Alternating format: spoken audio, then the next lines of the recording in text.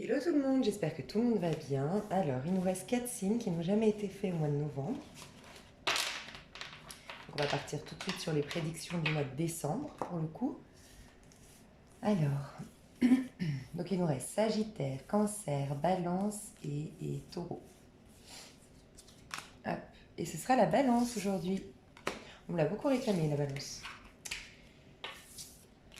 Alors, les Balances, c'est parti. Donc, quelle énergie vous êtes, mes chers Balances?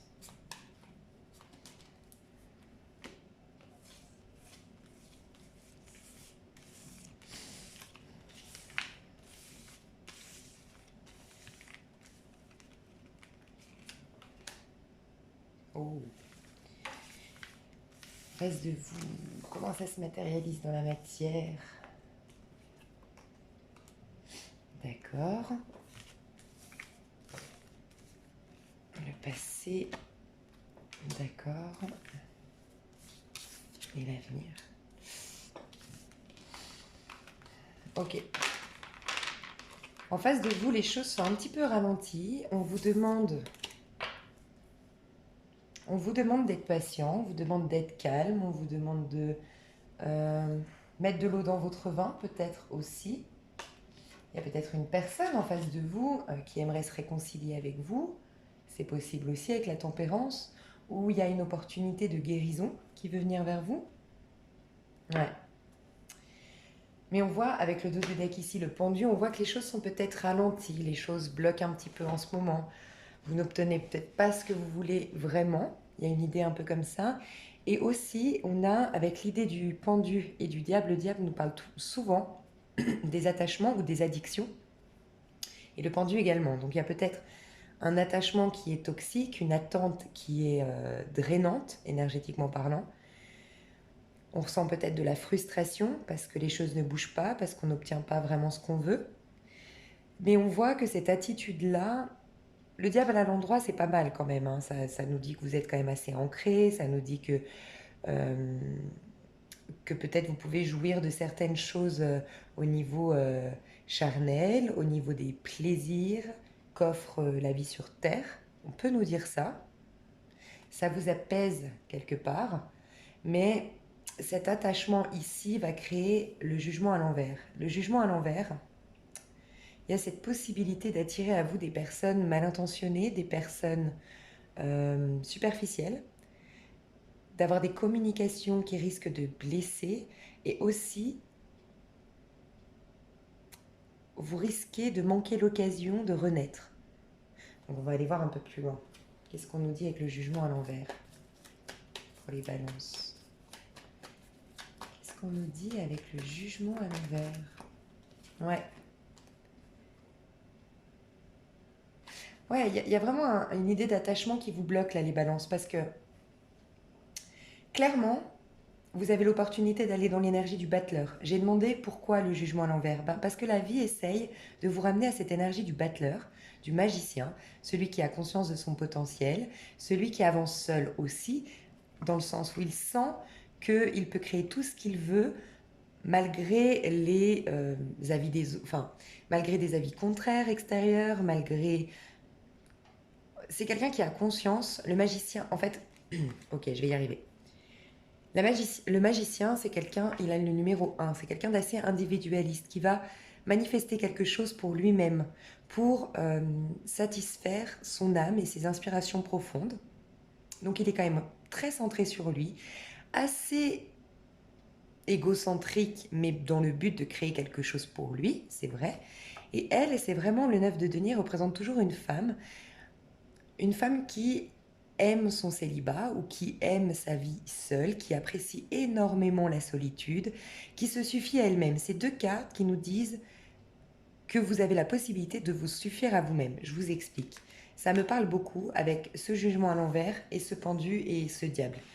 Ce que je ressens principalement dans vos tirages, c'est qu'il y a un lien.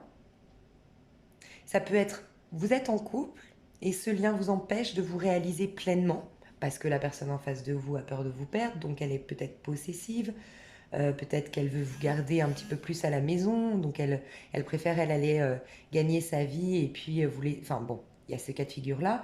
Il y a le cas de figure que vous êtes célibataire et que vous ne vous octroyez pas la chance d'avoir un nouveau départ en amour, d'être épanoui, parce que vous êtes rattaché à quelqu'un du passé, vous êtes dans une attente excessive peut-être par rapport à quelqu'un de votre passé. Il y a cette idée aussi peut-être qu'il y a quelqu'un qui a une emprise sur vous et qui vous laisse dans un état d'attachement. D'accord? Votre solution à vous, la vie, ce qu'elle veut pour vous aujourd'hui, c'est vous permettre de réaliser que par vous-même, vous pouvez vraiment réaliser de grandes choses. L'amour, vous pouvez déjà le trouver à l'intérieur de vous, découvrir que vous êtes un être aimable et aimant qui peut déjà, seul, ressentir l'amour. L'amour dans le fait de faire le métier qui lui plaît, le fait de, de partager un bon repas avec un membre de sa famille. Regardez, je ne sais pas, quelque chose à la télévision qui va vous toucher. Ça peut être aussi aller au cinéma et voir un film qui est émouvant, qui soit émouvant. C'est tout ça, ressentir de l'amour. C'est pas forcément être avec quelqu'un et faire des projets de vie, bien que ce soit un peu le Saint Graal. Malgré tout, l'amour est au quotidien. Et c'est d'abord en recherchant cet amour au quotidien qui nous fait prendre conscience que l'amour part d'abord de soi, qu'on va aller dans une histoire qui sera saine. Vous voyez, qui ne sera pas dans un attachement un peu malsain, un peu toxique. On ira sainement dans cette histoire parce qu'on n'aura pas d'attente ni de besoin, mais on vivra pleinement à l'instant présent, on partagera. Voilà, il y a une notion que quand on est déjà bien nourri émotionnellement parlant, on a comblé notre vide affectif par exemple, on a appris à s'aimer soi-même et surtout on a appris à vivre seul ou à faire des projets pour soi avant tout. Il arrive qu'on arrive dans une histoire d'amour où on est pleinement épanoui et donc du coup on donne. On donne, on rend libre, on rend beau. Et c'est plus cet amour qui attache, qui enferme, qui s'accroche et qui perd justement de son charme. Parce qu'on attend absolument que l'autre nous regarde, que l'autre nous aime, que l'autre nous rassure, que l'autre nous... Bref. Et là, on perd de son pouvoir personnel. Il y a une idée un peu comme ça ici. Vous risquez de perdre votre pouvoir personnel dans la suite si vous restez trop dans votre ego et trop dans une impulsivité ou une impatience face à quelque chose en face de vous qui est plutôt ralenti, qui vous demande plutôt de mettre de l'eau dans votre vin, d'équilibrer, d'être dans un pardon, une acceptation, et c'est une opportunité de guérir pour vous, de passer du diable à l'ange terrestre. Ce qui est marrant, c'est que normalement le diable, c'est le 15, il arrive après la tempérance. Donc c'est comme si vous êtes allé directement au diable sans passer par la case sagesse, apaisement. Vous avez été peut-être trop rapide. C'est peut-être lié à quelque chose, on voit avec l'impératrice dans le passé, vous avez créé quelque chose. L'impératrice, c'est une créativité qui a été mûrement réfléchie, mûrement étudiée avec la papesse en deux, et qui est prête à exploser, prête à éclater. Pour les femmes, vous avez repris confiance en vous dans le passé, vous avez repris contact avec votre séduction, avec votre féminité, vous vous êtes un peu plus montré à la face du monde, vous avez pris un peu plus votre place. Pour les hommes, pareil, hein, vous avez développé un peu votre côté aussi féminin, un peu doux, un peu votre intelligence émotionnelle. Parce qu'on dit que enfin que le côté émotionnel, c'est plutôt le côté yin. Donc pour vous, les hommes, vous êtes dans une énergie quand même assez féminine. L'impératrice, elle est féminine et masculine en même temps. Mais ça nous prouve que vous avez, dans le passé, eu un certain équilibre et une créativité, une intelligence émotionnelle qui s'est exprimée à travers vous. Alors, est-ce qu'il y a eu une réussite? Vous avez bâclé les étapes dans ce couple, dans cette profession, enfin dans ce travail? Il y a comme une tentation qui a fait que, bam, on est resté un peu plus dans l'ego tout à coup. Et ça a changé la donne. Donc faites attention parce que vous pouvez encore... De toute façon, on est maître de son destin, vous avez toujours le libre arbitre, une prédiction n'est pas figée dans le temps. Mais je vous inviterai ici à retourner dans l'énergie du magicien, prendre conscience de votre potentiel, ayez foi en vous, ayez foi en votre capacité. Soyez plus dans une loi d'attraction, donc plutôt des pensées positives, des affirmations positives, et appréciez l'instant présent pour vous-même avant tout. Comme ça, vous pourrez mettre le jugement à l'endroit. Et le jugement à l'endroit, c'est une nouvelle, un nouveau départ, une régénération, une communication qui vous vient de la part d'une personne qui compte pour vous, de la part d'un travail, c'est-à-dire que vous recevez peut-être une proposition d'emploi qui vous est favorable, qui est en complète corrélation. Le jugement, c'est quand l'ange nous crie par sa trompette, réveille-toi, réveille-toi. C'est un peu ça. Et on trouve la solution à ce moment-là. On a comme une révélation. Donc à l'endroit, c'est souvent quand on trouve notre voie professionnelle, quand on rencontre l'amour de notre vie, quand on est vraiment sur notre chemin de vie. Donc voyez, vous pouvez y aller, allez là. Ça veut dire que vous avez cette capacité d'aller là-dedans. Elle est simplement bloquée. C'est comme si vous la refouliez par peur, par...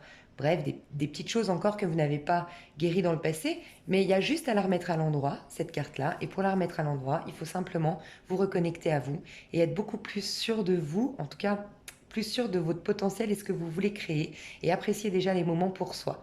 S'apprécier soi d'abord. Ok? Il y a peut-être cette idée aussi de vous stabiliser, de vous apporter un certain confort matériel déjà pour vous-même, avoir une sorte d'indépendance financière. Ouais, une réussite pour vous et une indépendance financière aussi. Vous stabilisez concrètement, hein, mais vous stabilisez dans quelque chose qui vous rende malgré tout heureux. Voyez, pas vous trouver un travail, enfin c'est pas ce que je ressens ici, le message n'est pas celui de vous trouver un travail alimentaire le plus vite possible pour payer les factures. Vous avez la capacité, on me dit aujourd'hui, de trouver votre chemin de vie, de vous trouver votre mission de vie. Vous êtes peut-être dans un tournant de votre vie important pour retourner dans votre chemin de vie, que ce soit au niveau amoureux, au niveau sentimental et peut-être au niveau de votre manière de vous alimenter, votre manière de vivre votre vie, parce qu'on voit qu'il y a une guérison qui peut arriver. Là, c'est les excès, hein, le diable. On a fait peut-être trop d'excès, on a peut-être une addiction, il y a quelque chose en tout cas qui nous empêche d'atteindre cette guérison et la guérison veut venir vers vous. D'accord? Donc il y a une possibilité de guérison et elle va passer principalement par ce retour à soi et aller dans son chemin de vie. Donc c'est assez positif, hein. C'est même très très positif. Surtout que le 20, c'est juste avant le monde, hein. C'est quand même une renaissance, mais dans le but d'aller dans un complet achèvement et accomplissement pour soi. Il y a aussi des parts de vous qui doivent, vous savez, on n'est plus un homme, on n'est plus une femme, on est les trois parties. On est ce petit ange qu'on a toujours été au départ et on est cette femme incarnée et ce côté yang, cette part de nous qui est dispersée dans le monde, qu'on appelle souvent la flamme jumelle, l'âme sœur ou autre. Et c'est de réunir toutes ces parts-là à l'intérieur de soi en tant qu'esprit spirituel, en tant qu'être spirituel. C'est aussi ça, donc vous allez être beaucoup plus fort, beaucoup plus puissant suite à cette nouvelle, je vous disais, cette nouvelle, ça peut être voilà l'emploi de vos rêves qui veut peut-être venir vers vous. Et que parce que vous n'avez pas confiance en vous, vous le bloquez. Parce que vous n'avez pas une certaine indépendance financière aujourd'hui, vous ne pouvez pas vous permettre de faire la formation qu'on vous demande, d'aller passer l'entretien qui est peut-être à l'étranger. Je dis n'importe quoi, mais voilà, il y a ça qui veut venir vers vous. Il y a clairement une notion de communication qui va venir vers vous au mois de décembre, d'accord? Pour apaiser les tensions, pour vous réconcilier aussi avec vous-même probablement. Mais il y aura beaucoup de communication, beaucoup de révélations, hein, pour moi au mois de décembre, mais dans le but toujours de vous remettre sur le bon chemin. Il y a comme cette idée que vous y étiez. Il y a eu comme un quoi, comme un espèce d'excès où on est reparti dans ces travers. Vous savez, ça peut être, vous aviez regagné confiance en vous et bam, vous avez rencontré quelqu'un et vous avez eu peut-être un attachement un peu trop rapide. Vous avez eu une dépendance affective et bam, ça a fait que cette guérison était en cours mais n'arrive pas et donc la renaissance ne se fait pas. C'est possible aussi.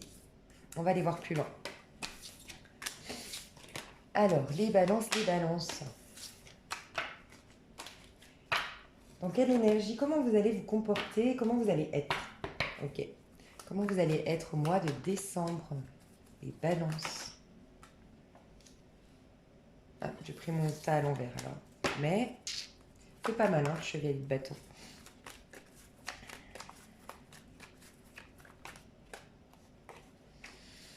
Ok.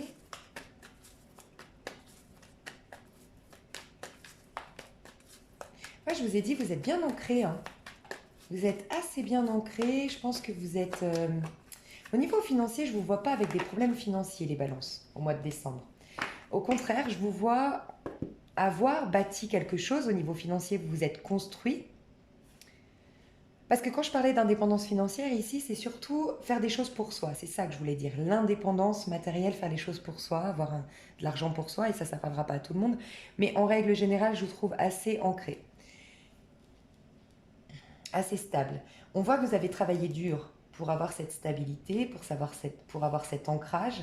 Alors peut-être que vous êtes en couple depuis longtemps, vous avez fourni énormément d'efforts au sein de ce couple qui est maintenant, on a eu un enfant, on s'est marié, on a fait nos projets, ou du moins, voilà, on a emménagé ensemble et c'est stable.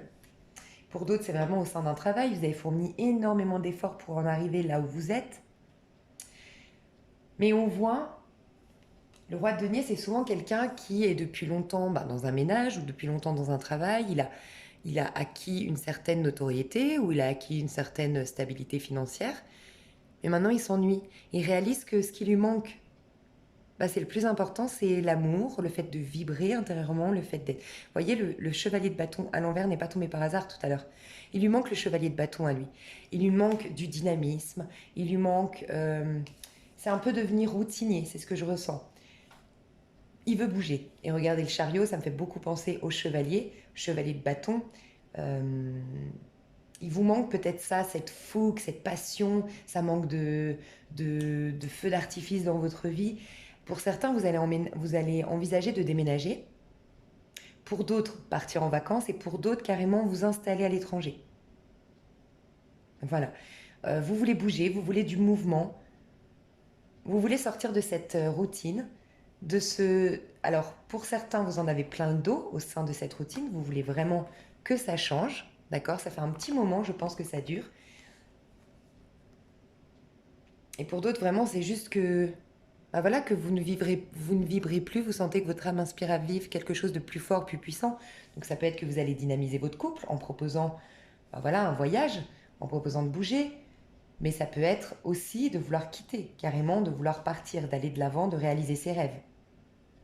Le chariot est une très belle carte, c'est une arcane majeure et c'est une carte qui nous parle de réussite.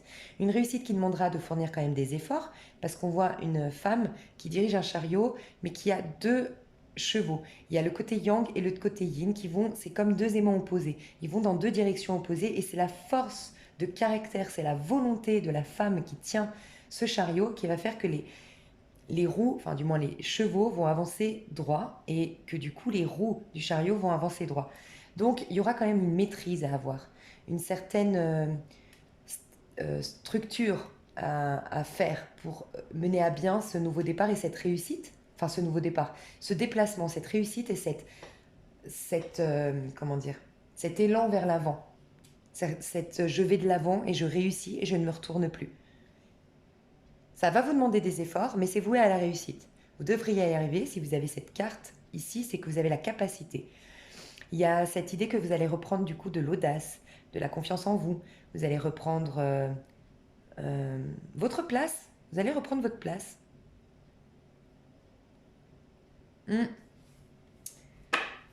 Ok, là c'est comment vous vous comporterez au mois de décembre. Qu'est-ce qui va se passer pour vous au mois de décembre? Pour nos amis Balance. Qu'est-ce qui va se passer pour nos amis Balance? Ouais, vous allez beaucoup réfléchir. Il y a peut-être pour les femmes Balance un homme de signe Verseau, Balance, Gémeaux autour de vous. On va aller voir tout de suite. Alors, roi d'épée, qu'est-ce qu'il nous dit, ce roi d'épée? Ouais. Bon, c'était trop de cartes. Qu'est-ce qu'il nous dit, le roi d'épée?